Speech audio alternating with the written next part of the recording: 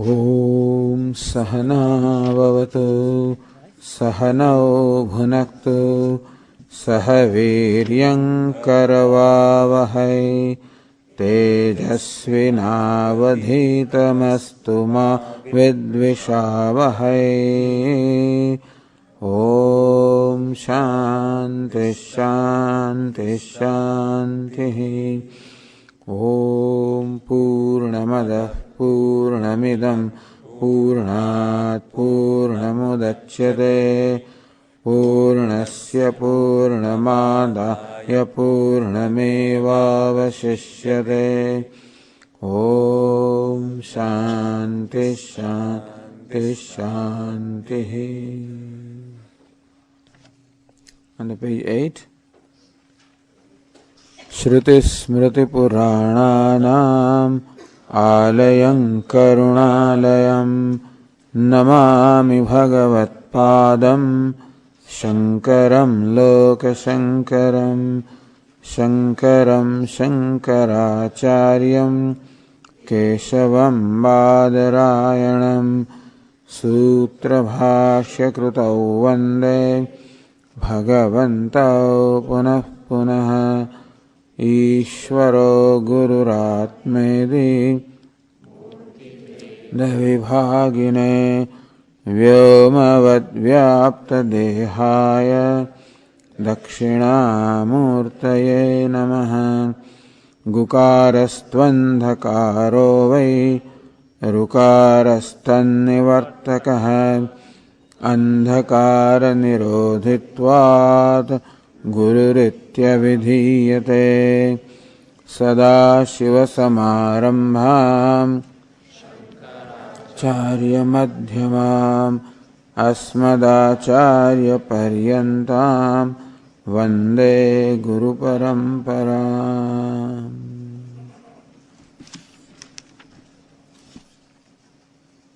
Then page 12, the first mantra of the Gītā Dhyanam.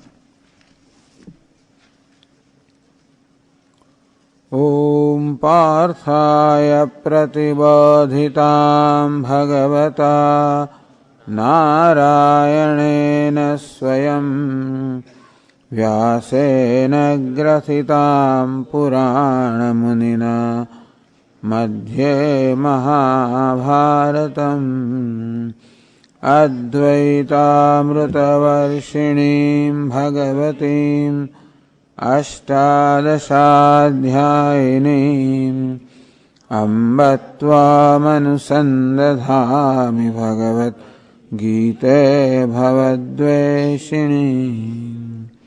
The last verse.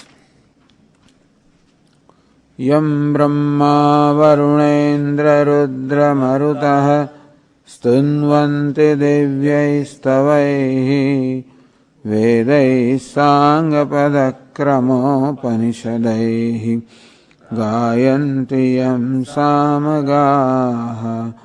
ध्यानावस्थिततद्गतेन मनसा पश्यन्ति यं योगिनः यस्यान्तन्न विदुःसुरासुरगणाः देवाय तस्मै नमः।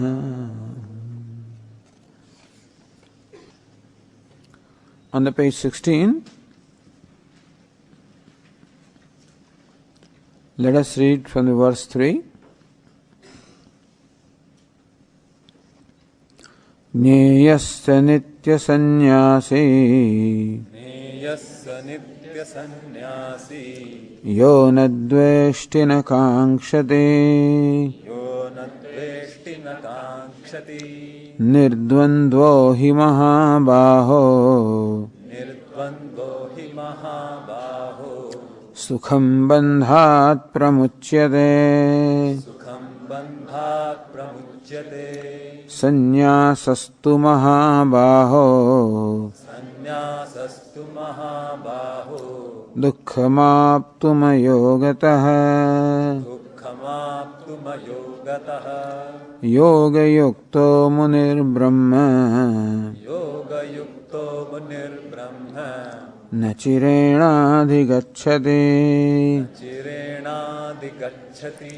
योगयुक्तो विशुद्धात्मा विजितात्मा जितेन्द्रियः सर्वभूतात्मभूतात्मा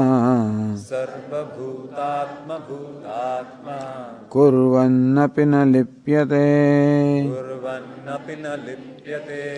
ब्रह्मण्याधाय कर्माणि संगम त्यक्त्वा करोति यः लिप्यते न स पापेन पद्मपत्रमिवाम्भसा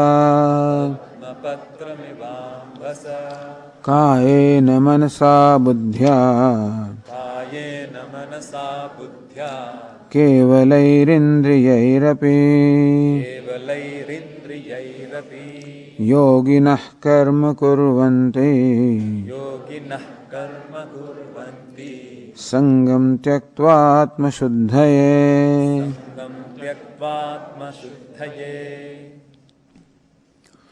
योगिनः कर्म कुर्वन्ति संगम त्यक्त्वा आत्मशुद्धये. Yogis, the karma yogis, perform their actions, perform their duties, sangam tyaktva, giving up attachment, giving up the sense of ownership, giving up the notion that I am doing all this. Of course, he is doing things, but at the same time, a karma yogi does what he or she does with humility, recognizing that what I am able to do is on account of the grace of Ishvara. It is He who has gifted me the body, the mind, the sense organs, the intellect, and the various capacities I enjoy in all these mind-body equipment.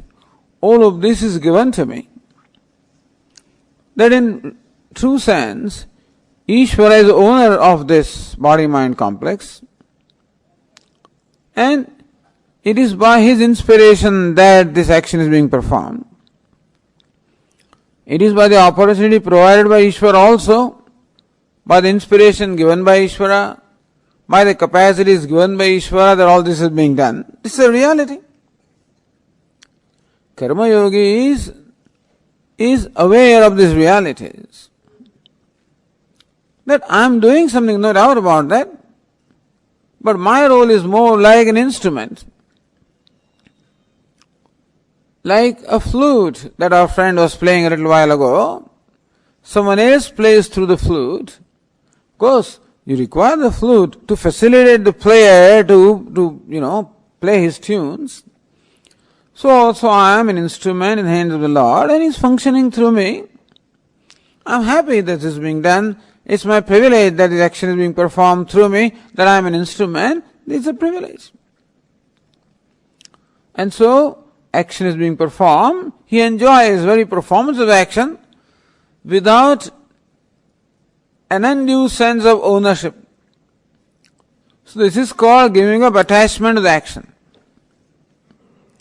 Giving up attachment to action does not mean that I am not performing action, but then I do not take all the credit for performing action, recognizing that I am one of the factors that is there in performance of this action. And also giving up the attachment to the outcome of the action. I perform the action as a dedication to Ishvara, as a dedication to the universe, in recognition of the fact that I am the recipient of all that the universe does, and therefore it is my duty out of sense of gratitude that I perform this action also as my offering, as returning the favor. As a result, whatever be the outcome, whatever Ishvara decides the outcome, whatever the infinite wisdom decides the outcome is appropriate, is right. And therefore, Karma yogi accepts the result or the outcome of the action as right. He does not react either with elation or depression. He does not brand that as success or failure, or more than that, he does not brand himself as success and failure.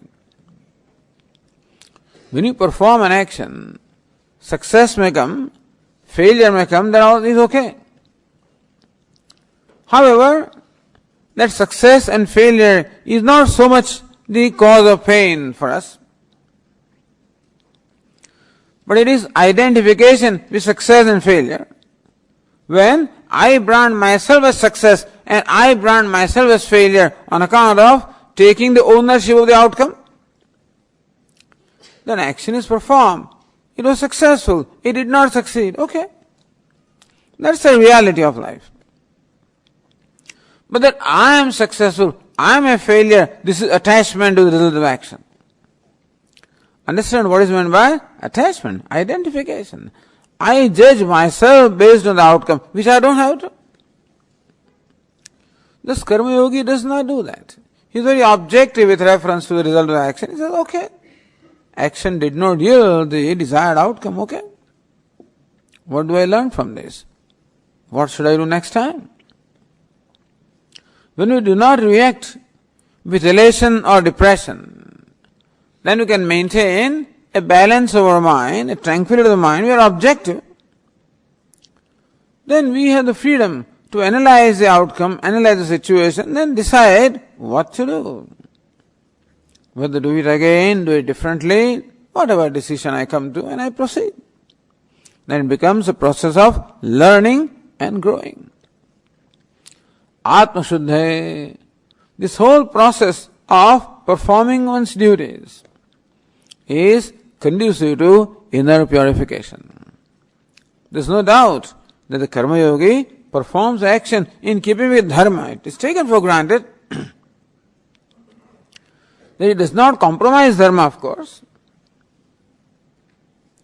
At the same time, because he does not demand any personal reward, that because I perform the action that I must be rewarded in certain way, since it does not make a demand.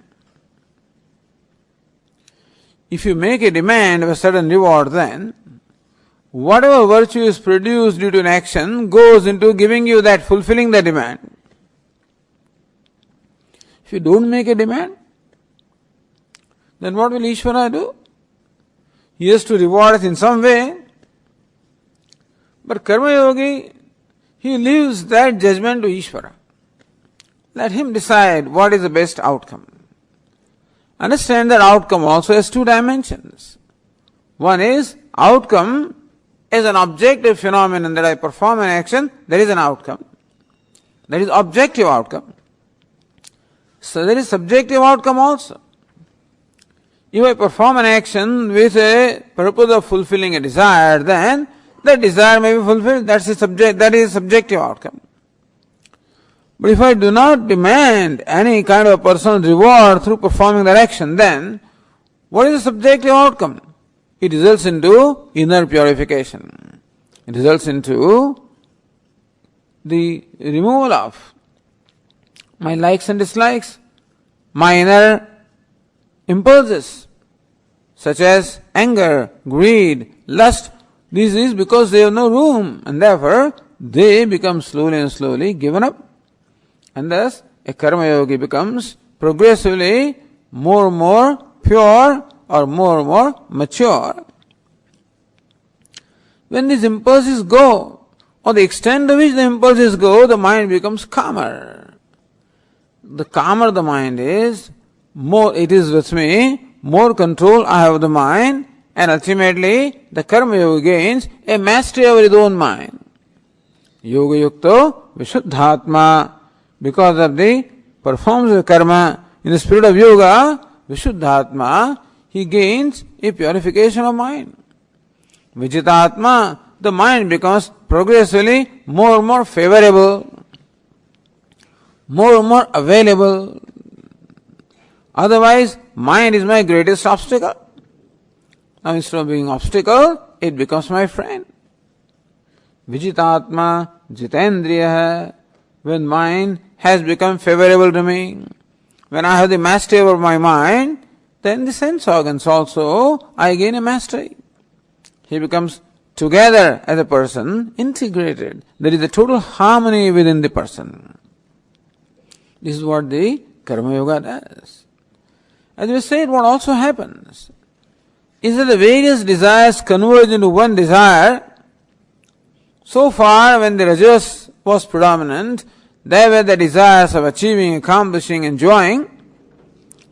When the mind then becomes predominant Sattva Guna, then all these desires result into desire for knowledge. Now he enjoys the very process of learning, of gaining knowledge. So far he enjoyed the pleasurable objects, he enjoyed the accomplishments, his ego gratification. These were the source of the enjoyment. As the composition of our mind changes, then what I enjoy also changes. Now he enjoys the knowledge.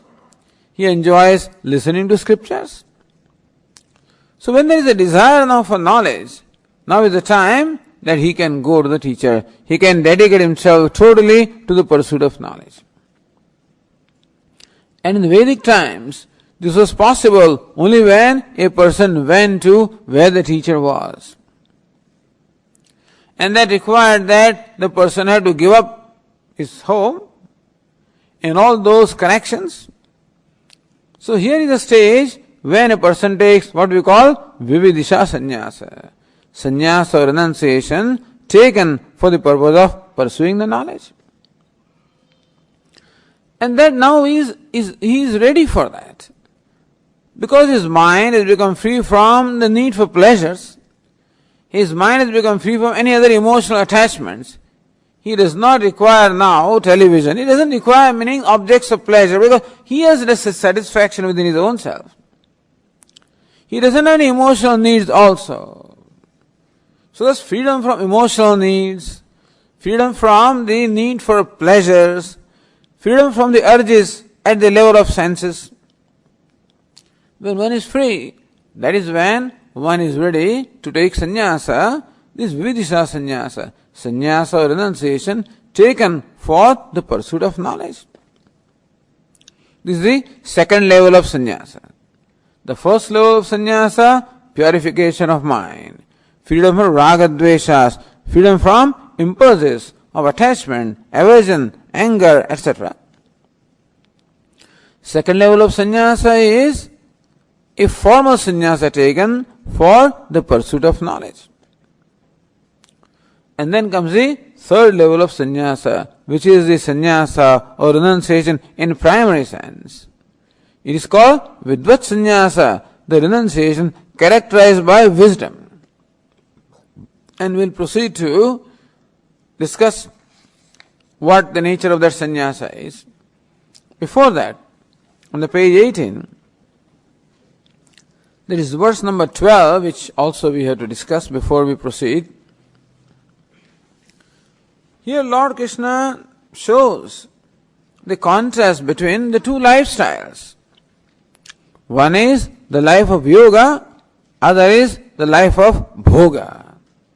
One is the life of self-growth, other is the life of seeking pleasures. So what is the difference in the outcome of these two lifestyles? This verse tells us, verse number 12. Yuktah karma phalam tyaktva shanti mapnoti naishtikim ayuktah kama karena phale sakto nibadhyate. Yukta means a karma yogi. One who has taken to life of yoga. We can describe karma yogi simply as a person who does what is right. A person who does what is right. Which is a big thing actually. What is right is a big thing, which we have been discussing last 2 evenings. Because what is right? is decided when I see my place in the scheme of things. As we discussed last night, that a conscientious person recognizes that I am in fact blessed, I am rewarded, I am served by the whole world. And therefore, he looks upon his role as serving the world. That's the right thing to do. That is called duty. And that would involve serving my parents and ancestors, serving my teachers and other rishis, serving the different devatas or gods, serving other needy human beings, and serving other animals, plants, all other creatures, serving all of them because I am receiving their service. He is a yogi who looks upon his or her life as a process of offering, self-offering. Karma phalam tyaktva. And he does it without expecting any kind of a personal reward, because the very performed action is a reward for this person. It is not that our happiness has to be postponed for when the result of the action will come. Lord Krishna says, why don't you enjoy the very action? So what is there to enjoy in action, Swamiji? Cooking every day, what's there to enjoy? Every day, same rut. In the place of office, or same thing to do. Every day, the same thing. What is there to enjoy? The enjoyment is when I get the paycheck. That's when the enjoyment is. Enjoy when I go on vacation. That's enjoyment. Otherwise, what is there to enjoy? But no. A karma yogi is the one who enjoys, who gets his satisfaction from the very act of offering. He looks upon his karma or action as an opportunity to offer, and therefore he enjoys the very action. And we also enjoy certain actions, which they call hobbies, or which we call personal likings. Some people enjoy gardening, some people enjoy cooking, some people enjoy painting, some people enjoy singing, whatever. It is not that we cannot enjoy action, we do enjoy certain actions. Suppose I show the same spirit in whatever action I do perform. It is up to me really to create a disposition in my mind that I enjoy what I have to do. If I brand my action as drudgery, as labor, as menial, that's up to me. Or I can look upon my action as something that is great. They said, it's not action that is great, it is what I make out of it. It's how I look at it. We told you last night the story of these three people who are breaking stones. One fellow says, I'm just breaking stones so that I get money, so that I get paid, and so I can support my family. That's how he looked upon his action. Second fellow says, I'm building this wall. Third fellow says, I'm building the cathedral. And so also you can look upon your role as an offering to the whole universe, which also we discussed last night. And thus, when there is dignity about what I do, then I'm not going to be proud in that sense, but certainly I can be very happy. And I can enjoy whatever I am doing. It's up to me. Our Swami used to tell the story of that policeman in Delhi. In India, there is this traffic policeman whose job it is to direct traffic. Whole day, same thing they do. Stop here, let this go. Stop there, this is what they do. Whole day. For a long time, I didn't know what this fellow is doing, but I could see that the people understood what he was doing. But he stops these people, lets these people go, stops them, left them, something like that. Now, what is there to enjoy in this job? But this man made it enjoyable. He was dancing, Same gestures. So he made his job enjoyable. Except the fellow had to be transferred from there because of his dancing. He held up the traffic actually, instead of directing the traffic. That's a different matter.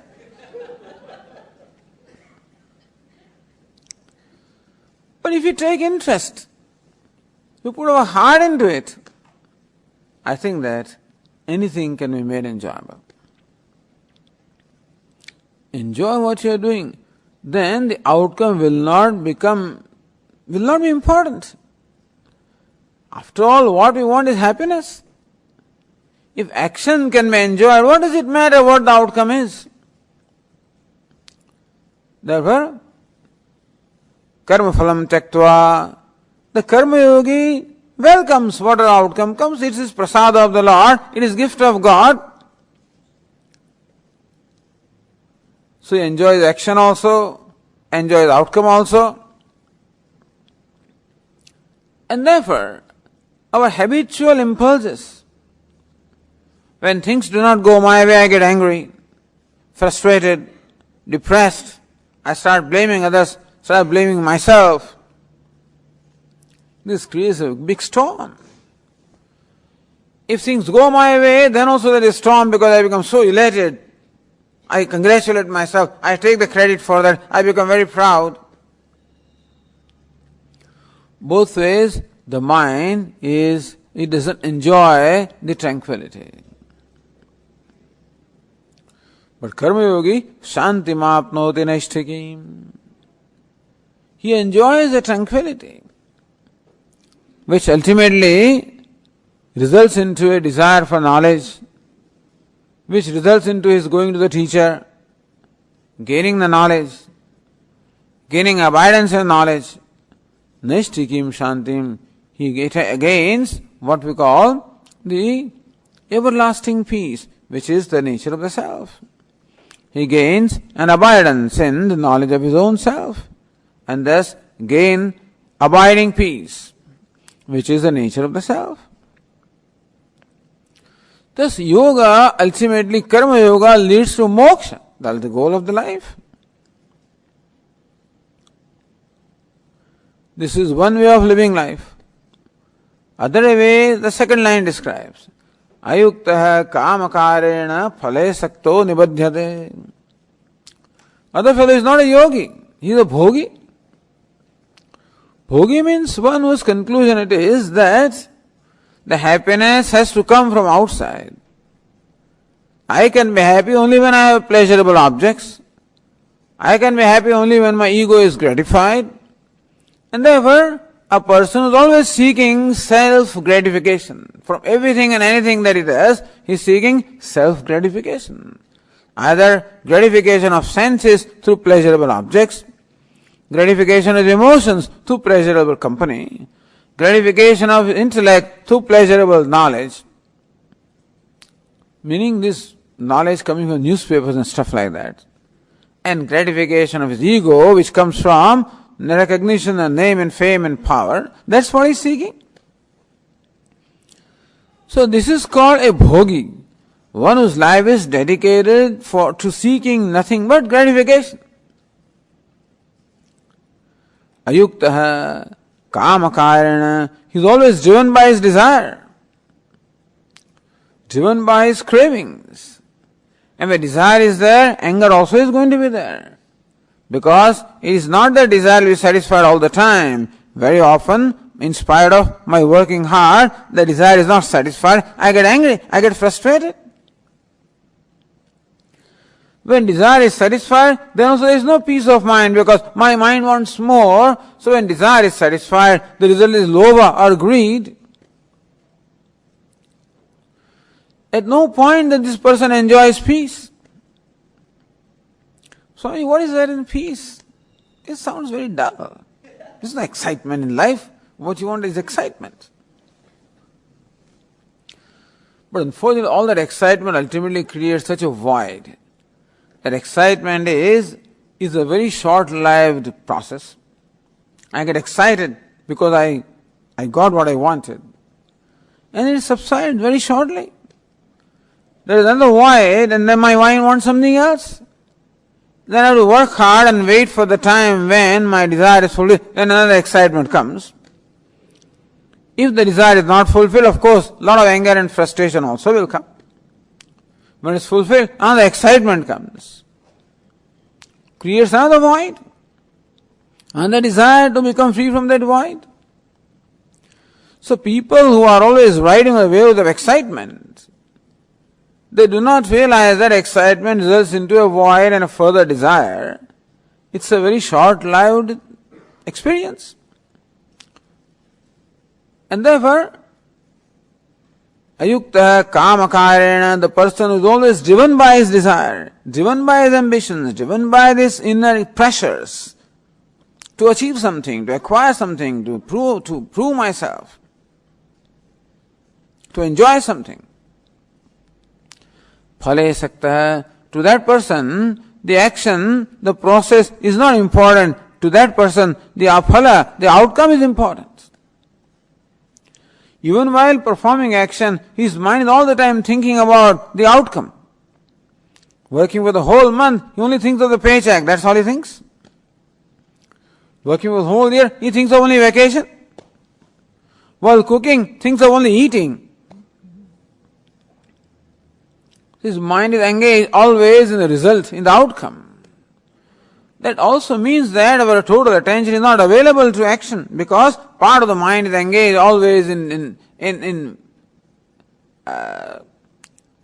fantasizing also about what all I will get, what all will happen. Phale sakta does not recognize that the process of fulfilling desires only creates more and more desires because this desire, this anger, this greed, all of these are compared to fire. More you satisfy them, more stronger, more demanding they become. Phale sakto nibadhyate, he finds himself to be more and more dependent, more and more helpless. Because pressures of desires is only increasing by fulfilling desires. Pressure of anger increases when you fulfill your anger. Any of these impulses, when they are fulfilled, in fact, they become stronger and stronger. This person finds himself more and more helpless. Phale sakto nibadhyate, and that's how his bondage becomes stronger and stronger. So one is the way of freedom, other is the way of bondage. Yoga is the way of freedom, and bhoga is the way of bondage. And so one who has lived the life of yoga, gained an anishtikim shantim, one has gained the abiding peace, which is what we call the sannyasa, renunciation, characterized by wisdom. In many verses now, that person is described. That is really the theme of this 5th chapter, and also the theme of Bhagavad Gītā. So let us read the next verse, verse number 13. Sarva karmani manasa sanyasyaste sukham vashi navadvare pure dehi naiva kurvanna karayan.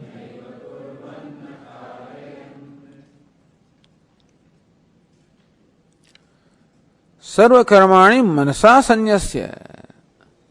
This wise person has renounced all the actions in his mind by his wisdom. Lord Krishna says that here is a renunciate characterized by wisdom who has renounced all the actions by wisdom. Meaning that renunciation is not an action. Renunciation really is nothing but a perception. What kind of perception? Perception of his own self. What's the nature of Atma? What's the nature of ourself? This had been the subject of discussion in the earlier chapters. But Lord Krishna explains, what's the nature of self? Who am I? My true nature is, I am consciousness. I am Asti Bhati Priyam Sat Chit Ananda existence, awareness, fullness. That is my nature.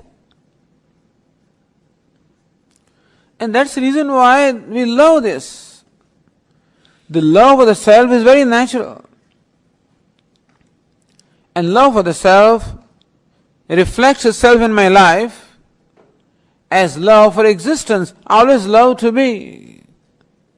There is a natural love for life, natural love for living. I want to be. I do not want that I should not be. Love for existence. Love for wisdom. I do not want to be a stupid person. I always want to be a wise person, a learned, wise person. Love for happiness. Never love for unhappiness, love for happiness. Never love for ignorance, love for knowledge. Never love for death, love for existence. This is natural. Without exception. Upanishad says that love for the self is natural. We find that we have natural love for existence, for knowledge, for happiness. That shows that existence, knowledge, happiness, Sat, Chit, Ananda is our nature. This we said on the very first day, that we are what we are seeking to be. The wholeness or completeness is our nature. We don't have to become happy. We don't have to become complete or whole or limitless. That is our nature. And what is meant by yoga is a process where progressively the wholeness or completeness, which is my nature, just its surface, is just made to manifest. Thus, I can live a way of life such that my wholeness becomes progressively manifest, or I can live a way of life by which it gets further and further stifled. So here is a person who has lived intelligently. So goodness that he is, wholeness that he is, and that's what is meant by love and compassion and kindness and non-violence. That these progressively become manifest as his nature. That's my nature. As a result of living the life of yoga, when my nature is completely manifest, meaning there are no obstacles now to the manifestation of the true self that I am, I realize that I am limitless, I am complete, I am whole. There is no lack in me, there is no want in me. And therefore, there is no need, there is no agenda left. The wise person has no agenda because there is nothing to accomplish. You might think that, Swami, that would be very boring, there is nothing to accomplish. There is no agenda, nothing to do. Well, what will you do, Swami? But this very question, what will I do, itself arises from insufficiency or incompleteness. Understand that. The need to do something. Doing is one thing, and the need to do is another thing.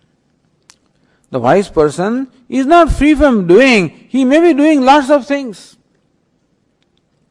There is no pressure to do. There is no need to do.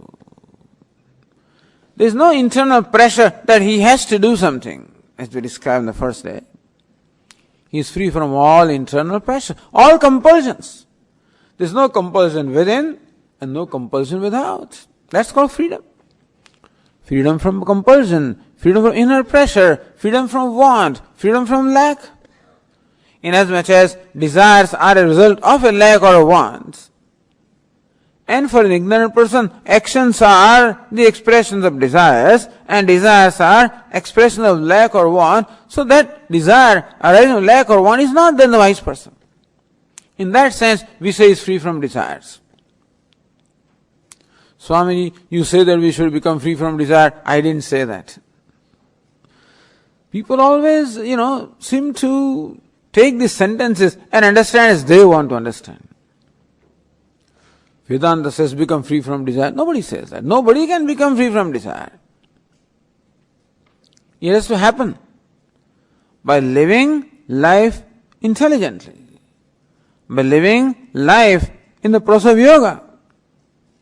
Automatically, as my inner wholeness becomes manifest, the desires automatically drop off. Desires have to drop off. I cannot give them up.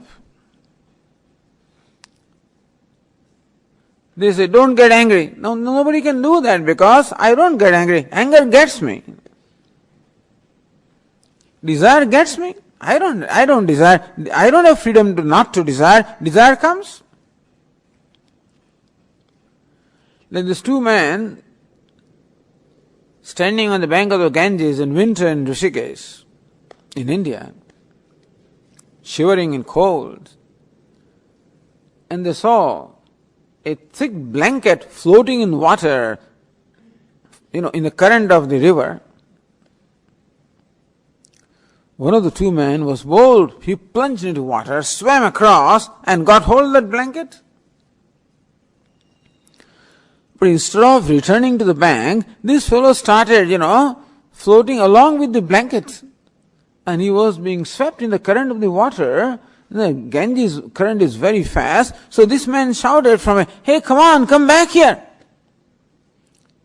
Hey, give up that blanket. Let go of that blanket. This man says, I have not caught the blanket. Blanket has caught me. It was not a blanket. It was a Himalayan bear which was going in the water. Its only skin was seen, and therefore these fellows thought it was a blanket. So it's not desire that I have caught, desire has caught me. I don't get angry, anger gets me. Understand this. I can give up something where I have the freedom to give up.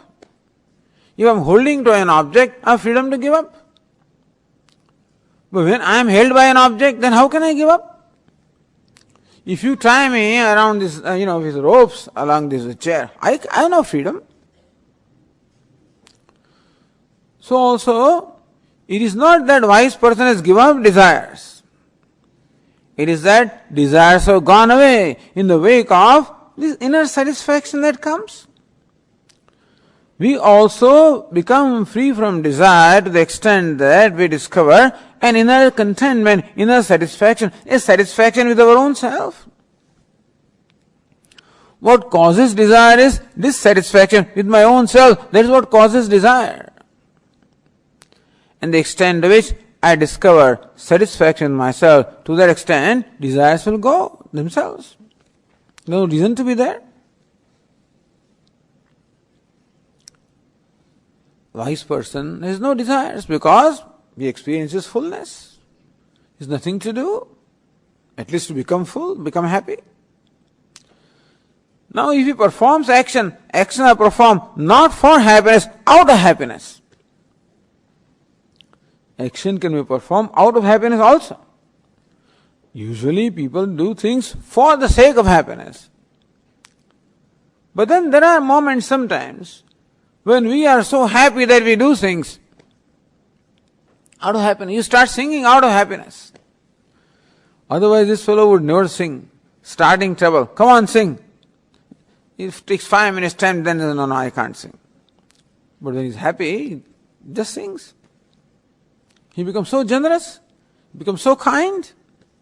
All the best which is in him comes out when he's happy. Whatever he does out of happiness.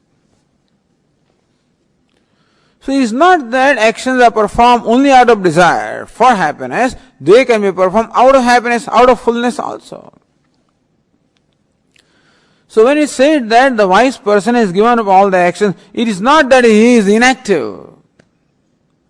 He is good for nothing, he doesn't do anything. He may not. But it's not that he doesn't do anything. That is not called giving up action. It is becoming free from the need to perform action. Become free from a sense of lack or want. Recognizing that I, the self, is actionless. That really no action is performed at the level of self. We are a combination, a union of self and non-self, Atma and Anatma, the person and personality. My nature is person. I am the Satchidananda, the existence, awareness, wholeness is my nature. This body-mind complex is the medium through which the self is being expressed. I am consciousness manifesting through this body-mind complex. All actions are performed at the level of body or the mind in presence of consciousness. I am the self, the consciousness of the nature of presence. The wise person knows that in my presence things are being done. In fact, for you and I also, the self never performs actions. However, what is happening here is that action that is being performed in the level of body or the mind is thought to be performed by the self, and therefore I have a notion that I am a doer. Doership is a notion. In fact, the self is actionless. To explain this, once upon a time I used to have a music box in which, there are lots of mechanism inside. Some small little motors are there and drums are there, and it is also a battery cell. This particular music box had a battery cell which could be powered by sunlight, the solar little cell. If you hold this music box in the sunlight, then because of sunlight, that little battery becomes charged and the whole process begins in the box. The little motor starts rotating, drums start playing, the beautiful music comes out. In fact, that music box was such that when I held it against this light, then also it would start playing. Even this light also could energize that battery. So I would show the music box. Look, here is the music box. Is there any music? Says, no, Swamiji. When I hold it like this, the music starts all of a sudden. It can start here also, but anyway.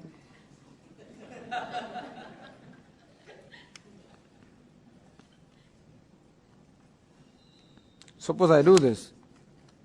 No?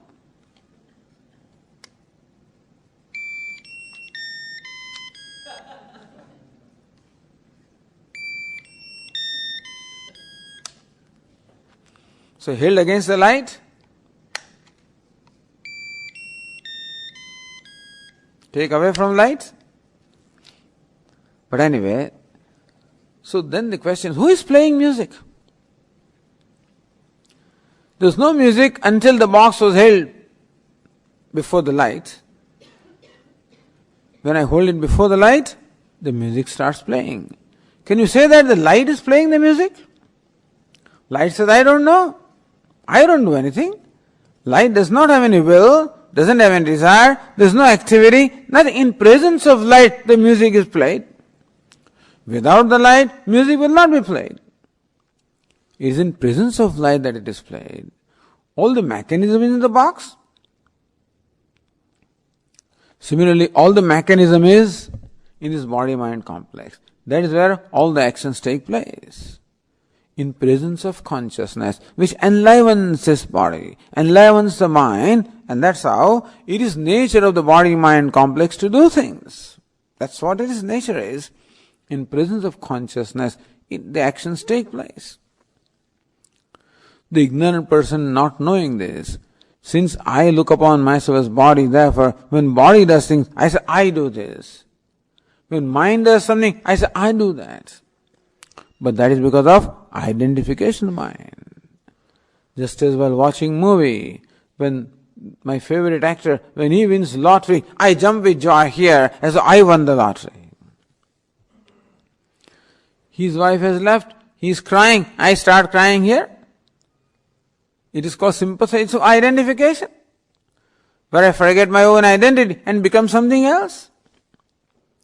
And so also because of identification with the body, with the mind, with the sense organs, actions that are being performed at this level of upadhi or this body-mind complex, I have a notion, a false notion that I do things. This doership is a notion. The wise person doesn't have that notion, that's all. Otherwise it's all the same. In this chapter, Lord Krishna earlier said, Naiva kinchit karometi yukto manyeta tattvavit. The wise person knows that I do not do anything. He says I don't do anything. He says that I don't do anything, but who is talking? He says, I don't do anything. No, but you are doing. You are acting, performing action of talking, are you not? He says, no. Seeing, hearing, talking, walking, eating, drinking, sleeping, breathing in, out, performing all these activities. He says, Neva kinchit karomiti. I don't do anything. Then who does all this? Who sees? Who hears? Who talks? Who walks? Who eats? Who does all these actions? Indriyani indriyartheshu vartante iti dharyan. It is my sense organs who are interacting with the sense objects, and that's how the actions take place. In my presence. The light can say that, in my presence the music is being played. I don't play music. So also the consciousness. In presence everything is being done, which wise person knows.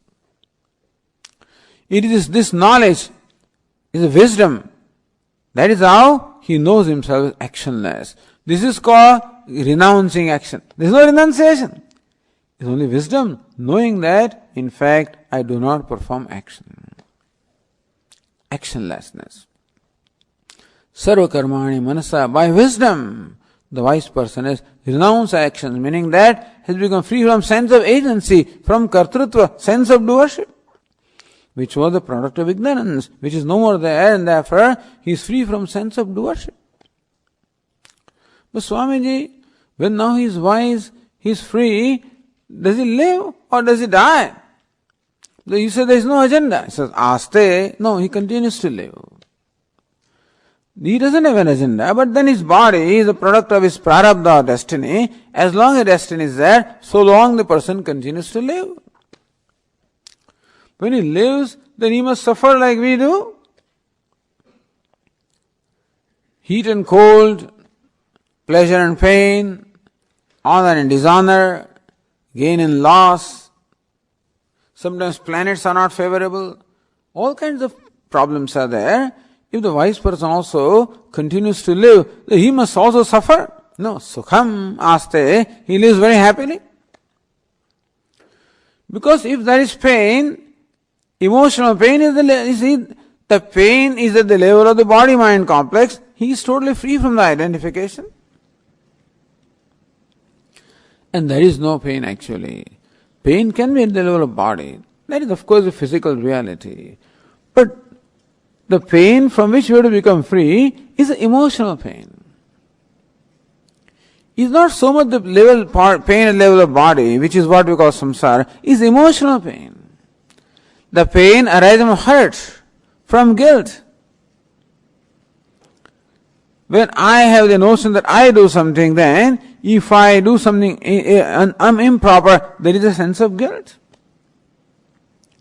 If you do something to me which I consider improper, there is a hurt. That is called emotional pain. Of gain and loss, of separation and association, of birth and death. These events in themselves are not painful. It is my perception of the event that causes pain or pleasure. When I am objective about myself, and therefore objective about everything else, there is no identification, no projection. Therefore the wise person's mind does not project. After he lives, where does he live? He lives in his kingdom, he lives in his city, he is a king. Navadvare pure, in this city of 9 gates. So in the scriptures, often or sometimes this body-mind complex is equated to a city. Here, city of 9 gates. There are 7 gates on our face. 2 ears, 2 eyes, 2 nostrils, and the mouth. These are the 7 gates. And 2 lower gates for the discharge or giving of the urine and fecus. So these are the 9 gates. Sometimes they also call 11 gates, the navel and this crown of the head. These are the 2 other openings. So either 9 openings, 11 openings. So here 9, city of 9 gates. The wise person happily dwells in the city of nine because there is no burden, there is no stress. There is no sense of ownership, no sense of doership, no stress of any kind.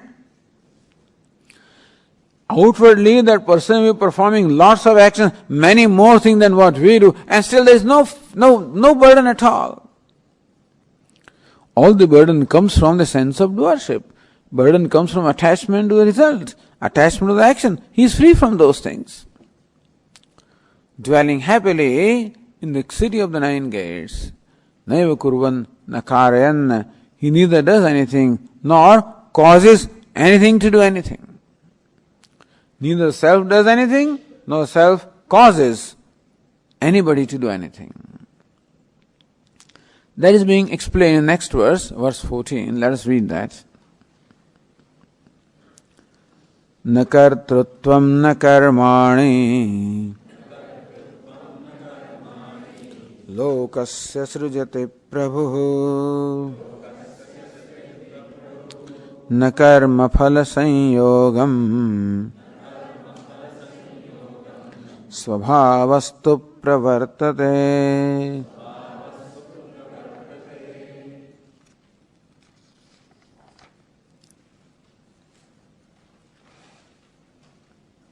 Atma, the self, creates neither doership nor action for any person. What this means is that in the self of the Atma, there is no doership. Atma neither does anything nor causes anyone to do anything.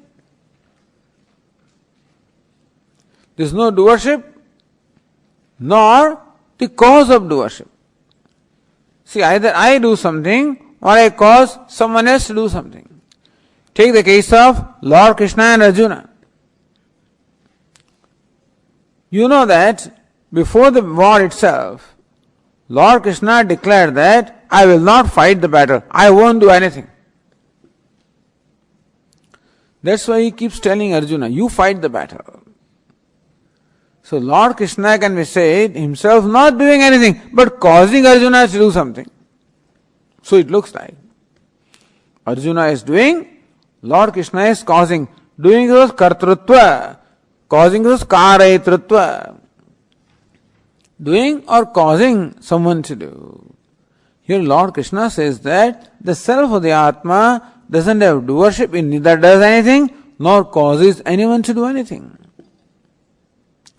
Understand that the seeing takes place at the level of the organ of seeing. In presence of consciousness. The hearing takes place at the organ of hearing in presence of consciousness. We have an Upanishad called Kenopanishad, where an aspirant approaches a wise person and asks these questions. Number of questions are asked in one sentence. Keneshitam patadi preshitam manah. O revered sir, in whose presence, by whose command the mind performs its actions of thinking and feeling. Keneshitah pranah praitiyukta. And who is it that makes this prana, the breath, the vital air to perform its action? What is that makes the people speak? What directs the eyes to see? What directs the ears to hear? Who is responsible for these activities? The question is, sir, is it the eyes that see or is someone else who makes the eyes see? Is the ears that hear or is someone else because of whom the ears hear? It's a very important question, beautiful question. Of course, these questions don't arise in our mind. We are too preoccupied with what is to be, we are too preoccupied with what we see. And therefore, how we see is not very important. We are busy with what we hear and therefore how we hear is not important. But Upanishad says, it is not what we hear. It is because of which we hear that is important. Anyway, the question is it that the ears hear by themselves or ears hear because of something else? The teacher replies that It is in presence of consciousness that the ears perform the function of hearing. In presence of self or the consciousness that the eyes perform the act of seeing, that the organ of speech speaks, that there is walking, talking, all actions take place at the level of respective organs in presence of consciousness. Meaning that the act of speaking takes place at the organ of speech. It is not the Atma speaks. In presence of Atma, the organ of speech speaks. It's not that Atma hears. You think that you are hearers. I think that I am a speaker and you are hearers. But that is also a wrong notion. To say that I am the speaker is not right. In presence of I, the self, the speaking takes place. You think that you are the listeners. That also is not right. In presence of you, the act of listening takes place. Thus, all activities take place at the level of the body-mind complex in presence of self. In the self, there is no doership at all. But Swamiji, doesn't the Atma tell the eye to go and watch? Doesn't the Atma tell the ears to hear? Doesn't Atma actually direct them to do the activities? No.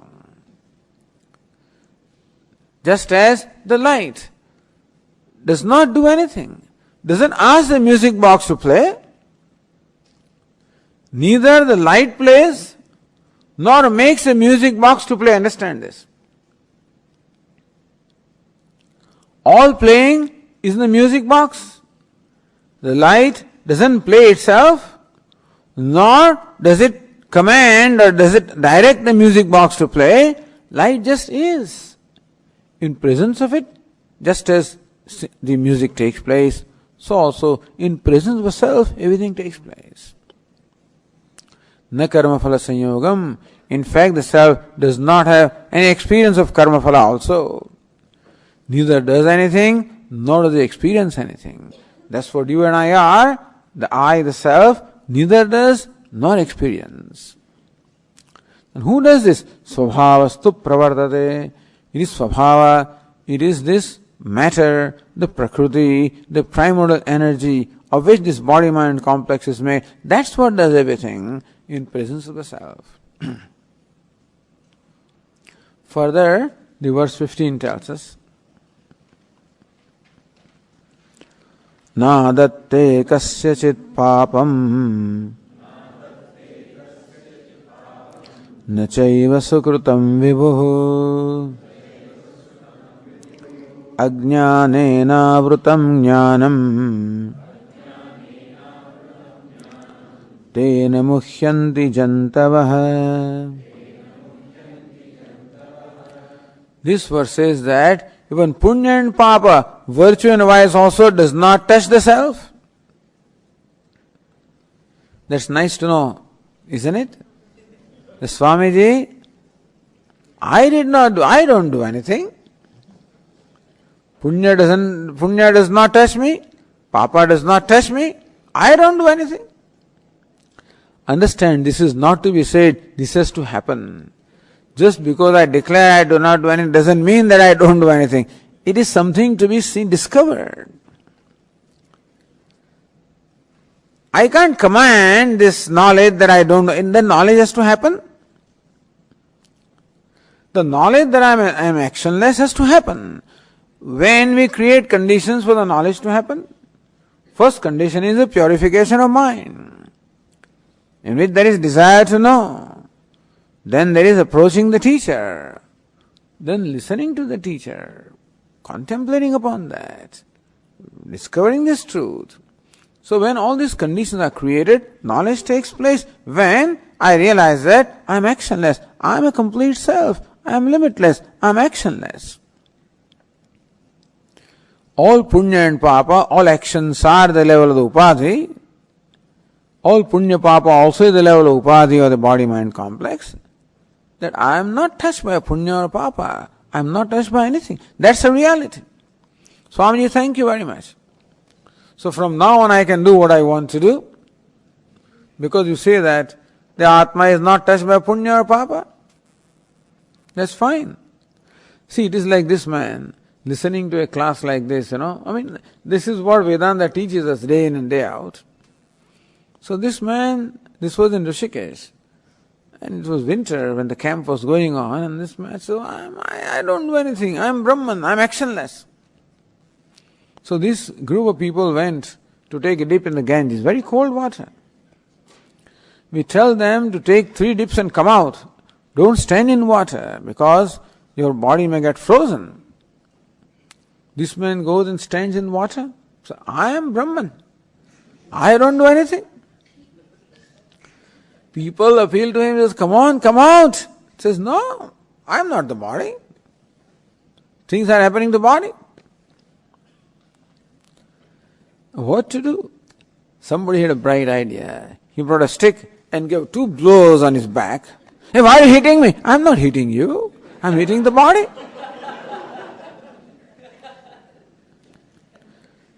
So understand that I am actionless is not something to be declared. It is something to be discovered. Oh Swamiji, I am performing action without sense of doership. You can't. Sense of doership is not willed. Non-doership, it has to happen. But there is no doership, no experience-ship. All punya papa understand that Atma, the self, is ever pure, untouched by any impurities. All purity, impurity is all at the level of this body-mind complex. Nothing, Atma is ever untouched. However, because of identification, we take ourselves to be the doers, and therefore we brand ourselves as virtuous or vicious. And thus, we think that all the pain also is to us, and thus we suffer from pain. Even when all of these notions are entertained by us, then also the self, the Atma, the consciousness, is ever free. Then Swami, why do we take ourselves to be doers and enjoyers and suffer? So the second line of this verse said, Ajnanena avrutam jnanam tena muhyandi jantavah. This knowledge about the true nature of ourselves, unfortunately, is veiled by ignorance. We are born ignorant. And therefore, born with this habit of identifying with the body and then taking ourselves to be the body or the mind, and whatever happens at the level of body and mind, I think I am doing that. Ajnanena avrutam jnanam. The wisdom is veiled by ignorance. Tena muhyandi jantavah. Because of which the ignorant people entertain so many notions about themselves that I am a doer, I am an enjoyer, I am a man, I am a woman, I am a sinner, I am virtuous, I am vicious, I am this, I am that. All these notions, all the complexes are there, not because that's the nature of self, that is because of the identification with this non-self, the body-mind complex. And therefore, the life of yoga, our life therefore is meant to be a process of giving up ignorance. That is why Vedanta teaches a life of renunciation, meaning the life of letting go. Renunciation means letting go. Letting go of these complexes. These complexes create various impulses such as lust or anger or greed, etc. So letting go. Attachment, aversion, let go. Life of yoga is life of letting go. That every action, every interaction can become a process of letting go. When we live a life like that, then ultimately it culminates in knowledge. The next verse tells us that Jnanena tu tadajnanam yesham nashitam atmanah tesham adityavajnanam prakashayati tatparam. When the ignorance of the self is removed, then the knowledge takes place. That my true self is known to me, is revealed to me, that I am ever limitless, I am ever complete, and therefore free, I am ever pure, immaculate. That's the knowledge in which the wise person abides. He is called a sannyasi, renunciate by virtue of wisdom. There's no description here of what kind of clothes the person wears. That's not important. You might choose to wear certain kind of clothes if convenient. You adopt a certain lifestyle which is compatible to what it is that you want to accomplish. But then an accomplished person is not characterized by a certain kind of clothes, certain kind of hairstyle. No such description is found in Gītā. It is by wisdom that the person is characterized. And therefore, who is a sannyasi in the primary sense? Is a renunciate, one who is wisdom. Because Atma is always renunciate. Self is always actionless, therefore always renunciate. Thus knowing that I am ever renunciate, a person becomes renunciate in the primary sense. He is a wise person. He continues to live because his body is there, he continues to live because of destiny. When the destiny will be over, then the body will also drop off. Until then, he is a liberated saint. What is his perception? How does he look at the world? How does he look at other living beings? The next verse tells us what is his vision or what is his perception with reference to other living beings, other people. Vidya vinaya sampanne Brahmane gavihastine Shunichaiva svapake Pandita samadarshinaha.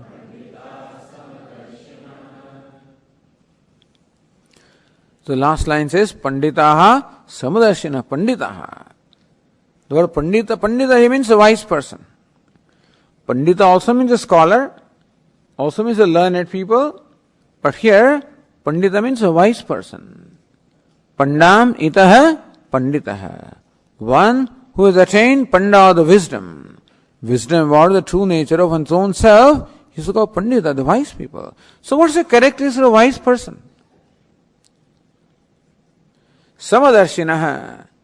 They always see the sameness. The wise person sees the sameness everywhere.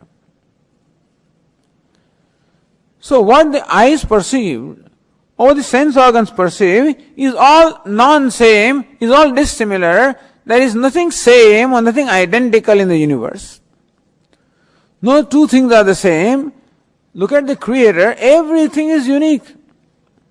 No two individuals are same. Even my fingerprints are not the same, they say.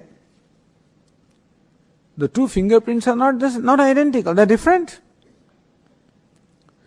By the way, you know what it means? Our Swami says that the creation is manifestation of knowledge. Omniscience. We say that God is omniscient.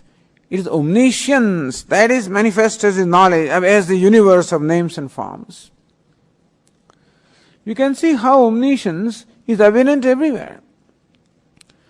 Recently somebody pointed out to me that look, Swamiji, this fingerprint is unique. That's why they use fingerprints for identification. They take the fingerprints so that they identify the person. I think that database has millions of fingerprints and they will keep collecting them. Now when can I be identified with my fingerprint? Only when no one else has this fingerprint, isn't it? No one else who is present in the world right now has this fingerprint, then alone I can be identified. Otherwise, if other people have the same fingerprint, then there's nothing you can do. Then you can't say that this person did something. This is a unique fingerprint. Not only in the present there is nobody having this fingerprint, but in the past also there was nobody having the fingerprint, understand? Otherwise, you cannot identify a person. In future also no one will have this fingerprint. These fellows know that. Otherwise you cannot use fingerprint as a mark of identification unless you knew that nobody has, and nobody will have this fingerprint. Is it not so? Meaning that this fingerprint knows. what all the fingerprints were, what they are, what they will be. That means that the knowledge of all the three periods of time is evident here in this one fingerprint, in everything. Everything is unique. No two things are the same. Everything is dissimilar. Lord Krishna in this verse gives some examples of dissimilar living beings. Vidya Vinaya Sampanne Brahmane. You see, what makes us different are our personalities. Our personalities are composed of these three gunas, or the three dispositions called Sattva, Rajas and Tamas. Sattva stands for purity, tranquility, knowledge, goodness. Rajas represents restlessness, desires, ambitions, activities, pleasures.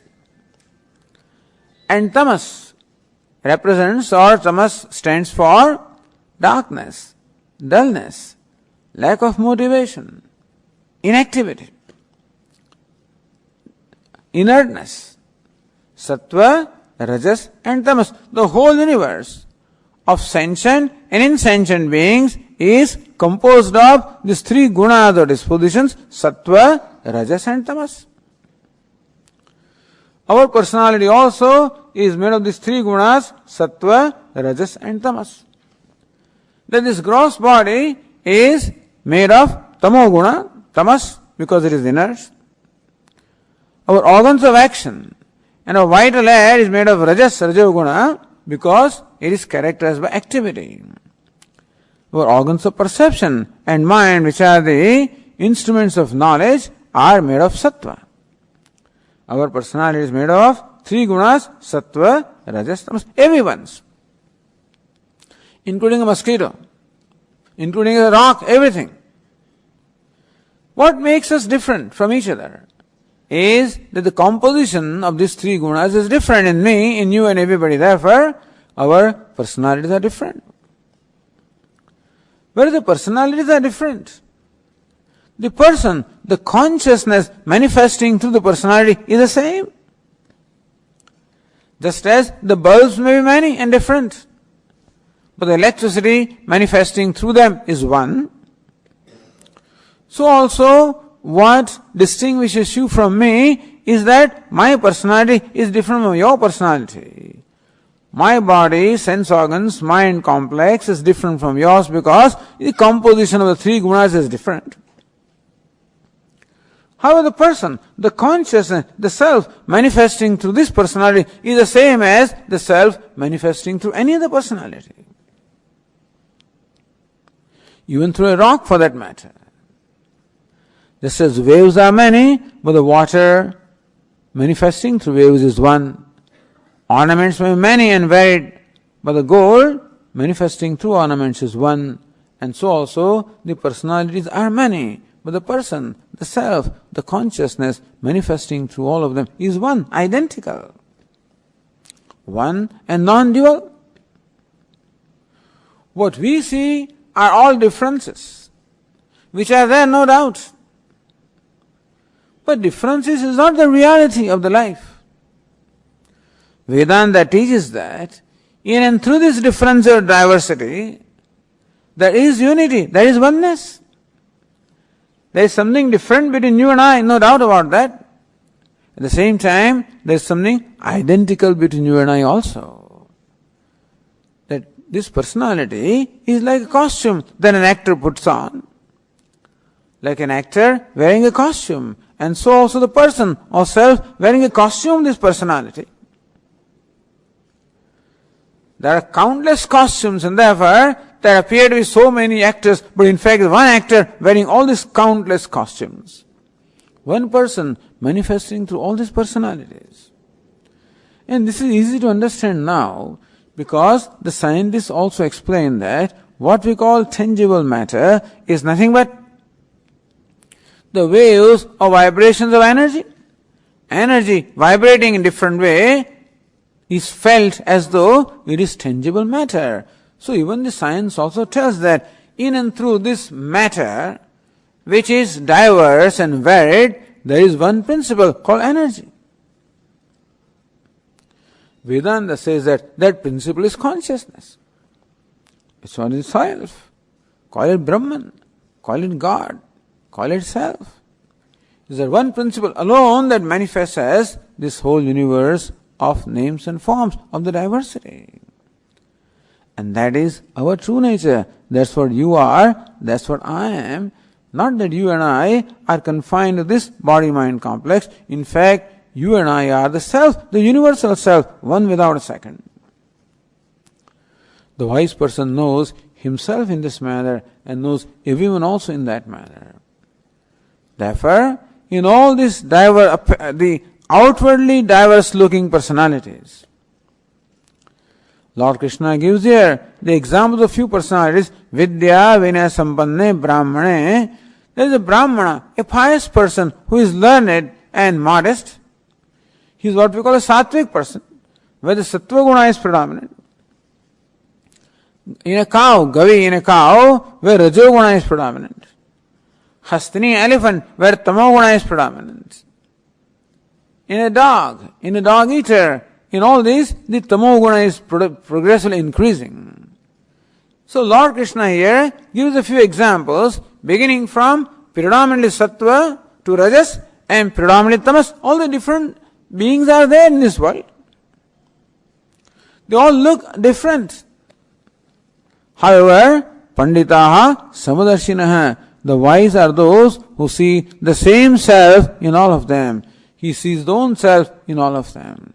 Samadarshinaha, in all the Vishamata, in all the disparity, he sees the sameness. He sees the sameness. He sees his own self. And therefore, what do you think would be the feeling that the wise person has for anybody? What feeling do you think I have for myself? I always love myself. My love for myself is unconditional. I'm always compassionate to myself, kind to myself, forgiving to myself, always love myself. That is why these values are there. We are taught these values. Just as you love yourself, love others also. Just as you are kind to yourself, be kind to others also. Just as you are compassionate to yourself, be compassionate to others also. Why are we told to do that? Because, in fact, what you consider a different person is your own self. Because of ignorance, you think that others are different from you. Because of ignorance, you think that you are just confined to this one personality. And therefore, other personalities, you look upon them as different from you. And brand them as good and bad, as desirable, undesirable, as likable, dislikable, and therefore you like some, you hate some, and whatever. Oh, that is because you give reality to the costume. But penetrate the costume. Costume is not the reality. In a high school annual cultural program, the parents are invited because the children are staging a play, and 50 children, so many children are acting, so many parents are watching. So here is a mother who watches on the stage. They are enacting Ramayana. Here is Rama. This mother sees Rama. The eyes see Rama. But what the mind sees? The mind sees my son. Is it not so?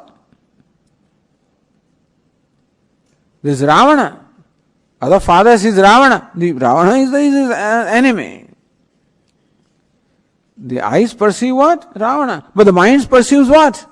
My son, my daughter. How come? Because I know this Rama, Ravana, Sita, whatever these roles are, They are all costumes, but the person wearing the costume is different from them, unaffected by them. It is not that because the person acts as a demon that he becomes a demon, otherwise nobody will want to act that way. Because you act as a beggar, you don't become a beggar. Well, Swamiji says this fellow acts as a beggar very effectively. He can bring out real tears. So while outwardly he is crying, inwardly he is very happy. How skilled I am, see how real tears I am bringing out.